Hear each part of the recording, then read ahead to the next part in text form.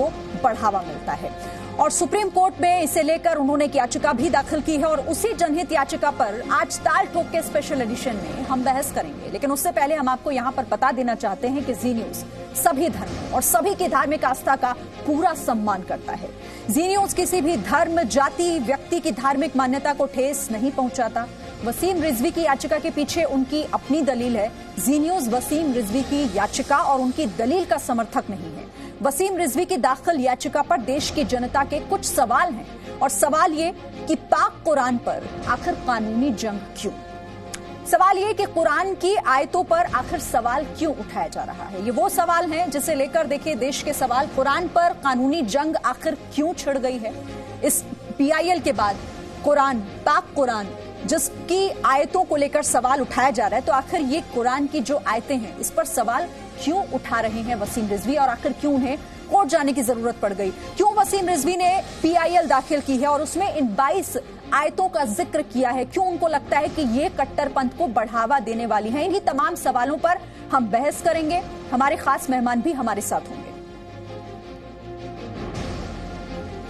तो कई मेहमान हमारे साथ जुड़ गए हैं। मेरे साथ वसीम रिजवी खुद, जो कि पूर्व चेयरमैन है शिया वक्फ बोर्ड के और उन्हीं की तरफ से PIL दाखिल की गई है, हमारे साथ हैं।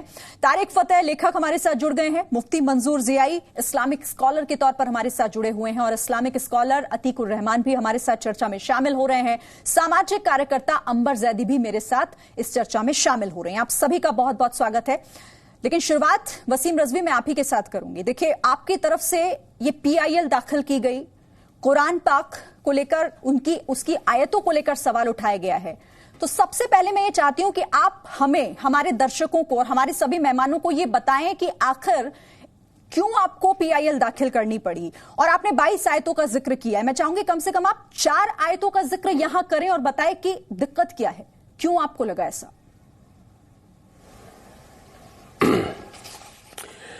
देखिए, मैंने एक अपना मामला सबसे पहले 16 जनवरी को सब जितनी मुस्लिम ऑर्गेनाइजेशंस है 57 रजिस्टर्ड, उनको पत्र के माध्यम से लिखकर भेजा था। उन आयतों का ट्रांसलेशन समेत लिखकर भेजा था कि साहब ये मामला है, इस तरह से दुनिया में इन आयतों को मिसयूज किया जा रहा है, इन आयतों के सूरों को मिसयूज करके आतंकी टीचिंग दी जा रही है, जिसकी वजह से पूरी दुनिया में इन मुसलमानों का खास करके जहन जो है वो भटक रहा है। हमारे बच्चे जो है वो उनमें कट्टरता पैदा हो रही है। लिहाजा इसको आप बैठकर विचार करें और इसको इसमें से हटाना बेहतर ही होगा। तो हमारे पास 2 महीने तक किसी का कोई भी पत्र नहीं आया, एक फोन तक नहीं आया, किसी ने इसको सीरियस नहीं लिया। उसके बाद मजबूरन मैंने लिखा था कि अगर आप इसको सीरियस नहीं लेंगे तो मुझे कोर्ट जाना पड़ेगा। उसके बाद मैं कोर्ट गया हूं और कोर्ट, अरे एक अदालत में हमने एक याचिका क्या कर दी, मतलब हम गुनाहगार ऐसे हो गए कि हमको फांसी दे देनी चाहिए। यही आपका इस्लाम है? आज आप टीवी में एंकरिंग कर रही हैं, आपको ये कहते हुए प्रोग्राम कुरान के ऊपर शुरू करते हुए ये बात कहनी पड़ रही है, अपनी सफाई देनी पड़ रही है, पूरी दुनिया डरती है। ये कौन सी बात होती है? हक बात बोल नहीं सकते? हर एक को बात शुरू करने से पहले सफाई देनी पड़ती है कि भाई हम इस मामले में नहीं पड़ रहे। अरे भाई, मामला हमारी देश की सुरक्षा से जुड़ा है, हमारी राष्ट्र की सुरक्षा जुड़ा है। पूरी दुनिया में आतंकवाद फैला हुआ है, हम आतंकवाद के शिकार हैं, हिंदुस्तान सबसे बड़ा शिकार है। हमारे क्या हजारों लाखों मदरसे हैं जहां पे इन कुरान की इन आयतों का मिसयूज हो रहा है। हम इसके शिकार है, भुक्तभोगी है। क्या हम अपनी बात भी नहीं कह सकते? आप हमारा कत्ल कर देंगे, हम अपने दोनों फूड बंद किए हुए हैं, इतनी हमको जान से मार देने की धमकियां आ रही हैं, इतनी गालम गलौज कर रहे हैं, और उसके साथ साथ में हमारे घर के आगे धरने प्रदर्शन और फांसी देने के।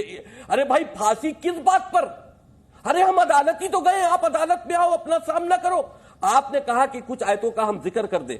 देखिए, मैंने जो बातें कही हैं, देखिए कुरान पाक, ये बात लोगों का समझना बहुत जरूरी है कि कुरान पाक सीधे अल्लाह के दरवाजे से नहीं आया। हमारे रसूल जब जिंदा थे, उन्हीं के जमाने में कुरान पाक की आयतें उनके जरिए आती रही। जब तक वो जिंदा रहे वो आती रही। वो लोगों को, जिब्रील जो लेके आते थे, वो लोगों को बांटते गए, बताते गए कि अल्लाह ने ये कहा, अल्लाह ने ये कहा, ये कहा। उस वक्त कुरान मजीद लिखा नहीं गया, किसी तारीख में नहीं लिखा है कि उस वक्त कुरान मजीद लिखा गया। उसके बाद جب رسول اس دنیا سے چلے گئے تو پہلے اور دوسرے خلیفہ نے، بخاری میں لکھا ہے حدیث نمبر 303، حدیث نمبر 5003 اور 5004 کو آپ پڑھ لیجئے گا، اس میں لکھا ہے کہ دو خلیفاؤں نے، حضرت جو عمر تھے اور جو ابو بکر تھے، ان دونوں نے مل کر یہ طے کیا کہ اس کو جمع کیا جائے، اور اس میں یہ بھی لکھا ہے کہ صرف 4 لوگ اس قرآن مجید کو جانتے تھے رسول کے بعد، تو ان 4 میں سے ایک آدمی کو چنا گیا اور ان سے یہ کہا گیا آپ قرآن مجید لکھو، اور قرآن مجید لکھنے کے بعد وہ پتھر سے لکھا گیا، پہلے خلیفہ اور دوسرے خلیفہ کے دور میں چلا، لیکن تیسرے خلیفہ کے دور میں پھر قرآن کو لے کر وواد ہوا، لوگ قرآن نئے قرآن لوگ پڑھ رہے تھے، تو تیسرے خلیفہ نے اس کو، جو رسول کی چوتھی وائف تھی، ان کیا سے وہ قرآن مجید منگوایا اور اس کی نقل کرا کر اس کو جاری کر دیا اور کہہ دیا سارے قرآن جلا دو۔ تو سب سے پہلے قرآن جلانے والے تو تیسرے خلیفہ عمر ابو عثمان تھے، اور اس کے بعد سارے قرآن جلوا کر ایک قرآن انہوں نے رائج کر دیا۔ تو اگر ہم یہ کہیں کہ اس پر سوال اس لیے نہیں کھڑا ہو سکتا کیونکہ اللہ کی کتاب ہے، بالکل سوال اس لیے کھڑا ہو سکتا ہے کہ اللہ نے سیدھے کتاب نہیں دی ہے، رسول کے ذریعے جو آیتیں دی گئی ہیں اس کو تم نے بےمانی کے ساتھ لکھا ہے یا ایمانداری کے ساتھ لکھا ہے، یہ تو بات کی بات ہے، لیکن سوال کھڑا کیا جا سکتا ہے کیونکہ اس پر ہمارا عقیدہ ہے، ہم نے پورے قرآن کو چیلنج نہیں کیا۔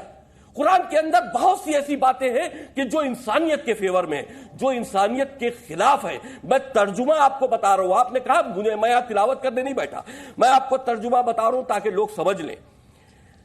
دیکھیں سورہ 9 اور آیت 5 یہ التوبہ ہے، جس میں لکھا ہے کہ جب رمضان کا مہینہ بیت جائے تو منکروں کو جہاں بھی پاؤ قتل کر دو، انہیں پکڑو اور ان کو گھیرو اور ان کو گھات لگا کر ان کی جگہ تک لے جاؤ، اور جہاں بیٹھے ہوں ان کو مار دو جب تک کہ وہ توبہ نہ کر لے۔ یہ سورہ ہو گیا۔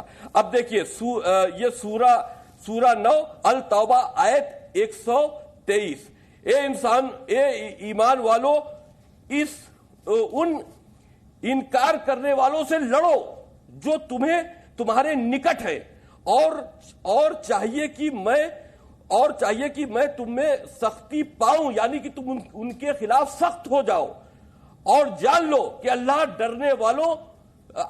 جو ہے ڈرنے والوں کے ساتھ میں ہے۔ جن لوگوں نے، اب یہ دیکھیں سورہ 4 اس میں آیت نمبر 56، جن لوگوں نے ہماری آیتوں سے انکار کیا انہیں ہم جلد ہی آگ میں جھونکیں گے، جبکہ ان کی کھالیں پک جائے تو انہیں دوبارہ کھالوں میں بدل دیا جائے گا تاکہ ان کو یاتنا کا مزہ چکھایا جا سکے۔ یہ دیکھیے اب سورہ 9 التوبہ آیت 23، اے ایمان والو اپنے باپ اور اپنے بھائی، یعنی کہ ماں باپ کے سلسلے میں بھی لکھا ہے کہ اپنے ماں اور اپنے بھائی کو اپنا متر مت بناؤ، یدی ایمان کے مقابلے میں وہ تمہارے خلاف ہوں تو ان کو اپنا متر تک نہ بناؤ۔ اور دیکھیے سورہ 21 الانبیاء، نشچت ہی تم اور کچھ جن کو تم اللہ کو چھوڑ کر پوچھتے ہو سب جہنم کے ایندھن ہیں، یعنی کہ اللہ کو پوجو گے تو ٹھیک ہے، نہیں تو سب جہنم کے ایندھن ہیں۔ ٹھیک ہے۔ اب دیکھیے سورہ 66، اے نبی انکار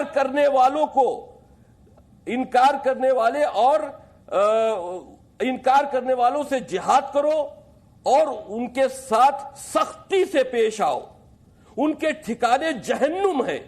اس طرح کی جو آیتیں ہیں اسی سے تو جہاد پھیل رہا ہے۔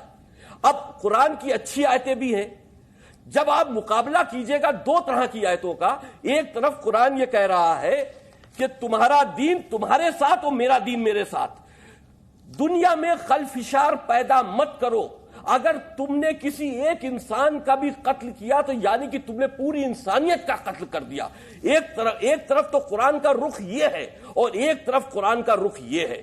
تو یہ جو دو رخی باتیں ہیں, میں نے اسی باتوں کو چیلنج کیا ہے کہ جو انسانیت کے خلاف مت بھید پیدا کرتی ہے. ایک طرف تو اللہ کہہ رہا ہے کہ کوئی مت بھید نہیں, تمہارا دھرم تمہارے ساتھ, میرا دھرم میرے ساتھ, اور ایک طرف تم کہہ رہے ہو مشرکوں کو مار ڈالو, ان کو قتل کر دو. تو مشرک کون؟ جو اللہ کو نہ مانے. مشرک کون؟ جو بھائی ہم مانتے ہیں اللہ کو, ہندو ہیں, سکھ ہیں, عیسائی ہیں, کرسچن ہیں, وہ اللہ کو اس طرح سے نہیں مانتے جس طرح سے ہم مانتے ہیں. وہ بھی اپنے ایشور کو کسی کو مانتے ہیں جو وہ جس میں سمجھتے ہیں کہ ان کو پیدا کیا, وہ مانتے, کیندر ایک ہی ہے. لیکن کہا جا رہا ہے جو اللہ کو نہ مانے, اللہ کی آیتوں کو نہ مانے. تو آپ اگر اس طرح کا ظلم و زیادتی مدرسوں میں بچوں کو پڑھاؤ گے تو کس طرح سے اس ماحول کو آپ سدھارو گے؟ کس طرح سے آپ پوری دنیا کے آتنکواد کو روک پاؤ گے؟ تو ہم کو کہیں نہ کہیں قدم اٹھانا ہی پڑے گا. یہ ہمارے دیش کی سرکشا سے جڑا معاملہ ہے, ہم اس سے کمپرومائز نہیں کر سکتے. پوری دنیا کا مسلمان اگر اکیلا کھڑا ہو, پوری دنیا کا مسلمان اگر ایک ساتھ کھڑا ہو اور ہم اکیلے بچے ہو تو ہم اس وقت تک اکیلے رہنا پسند کریں گے, لیکن ان جاہلوں کے ساتھ میں مرنا نہیں پسند کریں گے. وسیم رضوی, میں آتی ہوں آپ کے پاس. تو دیکھیے, ہم نے وسیم رضوی کی پوری باتیں سنی. دراصل ہم چاہتے تھے تاکہ ہمارے جو اور مہمان ہیں اور ہمارے درشک بھی یہ سمجھ سکیں کہ آخر وسیم رضوی کا سوال کیا ہے. اب آگے بڑھتے ہیں. طارق فتح سر, آپ کے پاس آؤں گی میں. آپ چونکہ لبرل مسلم کے طور پہ جانے جاتے ہیں اور ہمیشہ اس طرح کی جب بھی کوئی چرچا ہوتی ہے, بات ہوتی ہے, آپ کھل کر اس پر بولتے ہیں. سب سے پہلے تو آپ کا کیا اسے لے کر ریاکشن ہے؟ آپ کیا سوچ رہے ہیں جو سوال وسیم رضوی کی طرف سے اٹھایا گیا ہے, اور اب پہلی بار ہم اس طرح کی چیزیں دیکھ رہے ہیں کہ جو قرآن پاک ہے وہ سپریم کورٹ میں اسے لے کر ایک PIL داخل کی ہے.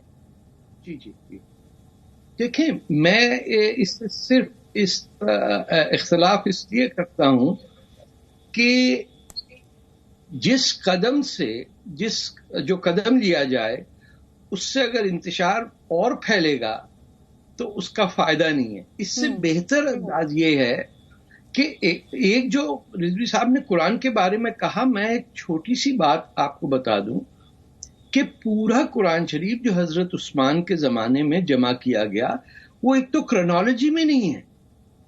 سب سے بڑا پرابلم جو ہمارے سامنے ہے کہ ہم سب کو پتا ہے کہ پہلی آیت جو ہے قرآن کی وہ کہتی ہے کہ پڑھو, لکھو, اقرا ربک کا, یعنی, اور آپ دیکھیے گا کوئی قرآن اٹھا لیجئے اس میں وہ نہیں ہے سورت, which means کہ اس قرآن کو جب حضرت عثمان کے زمانے میں جمع کیا گیا اور 300 باقی نسخے جلا دیے گئے تو اس میں ایرر کی پاسبلٹی بہت زیادہ بڑھ جاتی ہے. اس میں یہ نہیں ہے کہ کون مانتا ہے کون نہیں مانتا. میں تو ایک اسٹریٹ بات آپ سے کر رہا ہوں, اور آپ اپنے دوسرے جو گیسٹ ہیں ان سے پوچھیے گا کہ لفظ اقرا جب ہے پہلا ورڈ قرآن کا, تو ہم قرآن کھولنے میں کیوں نہیں ملتا ہمیں وہ اقرا؟ کیسے وہ بدل گیا؟ کیسے قرآن میں بجائے اس کے کہ جیسے جیسے رسول پاک کو وحی آتی تھی اور قرآن کی صورتیں آتی تھیں اس لحاظ سے کیوں نہیں آپ نے کمپائل کیا قرآن کو؟ انہوں نے کیا کیا 30 پارا, سوری 30 کیوں ہے بھائی, 1 کیوں نہیں ہے؟ آپ لوگ بجائے اس کے کہ یہ ایکسپٹ کریں کہ لاجیکلی ریشنلی آپ نے جو 300 قرآن جلائے ہیں ان کے نسخے کہاں گئے؟ لٹریسی آپ یہ دیکھیے شیرین, اس زمانے میں ہے not even 1 to 2%, یعنی ہر 100 آدمی میں سے کوئی ایک آدمی ہے جو لکھ پڑھ سکتا.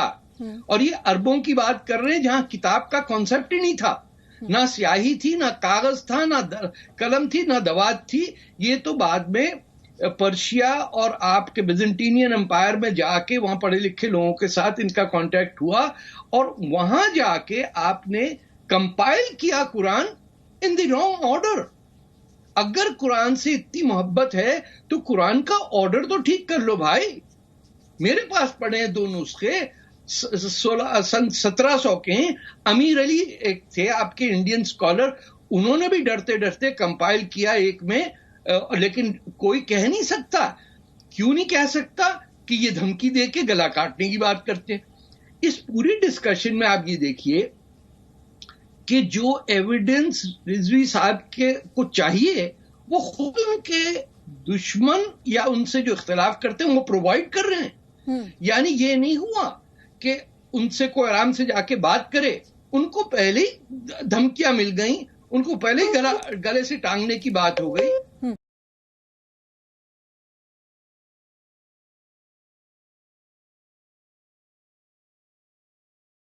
طریقہ ہے.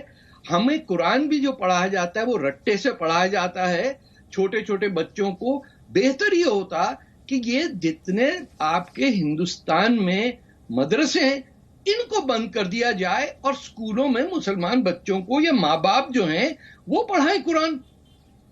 ہم نے تو، ہمارے ماں باپ نے ہمیں قرآن پڑھنا سکھایا. یہ جو مسئلہ انڈیا میں بن گیا ہے کہ بجائے جب تک کہ کوئی مولوی بیٹھ کے نہ بتائے اس کے پاس اس کا کنٹرول ہے.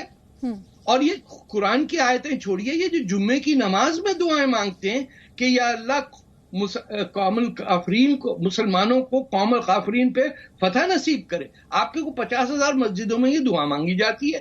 کون ہے قوم الکافرین؟ یہ ہندو ہی ہوئے نا، عیسائی ہوئے نا، سکھ ہوئے. آپ ان کو گالیاں ہندوستان میں بیٹھ کے دے رہے ہیں اور پھر احتجاج یہ کر رہے ہیں کہ صاحب یہ رضوی صاحب نے یہ کیا کہہ دیا. میں ان سے ایگری نہیں کرتا ہوں کہ کچھ نکالا جانا چاہیے. میں کہتا ہوں کہ اس کو آرڈر میں لے کے اس پہ آپ بحث کریں.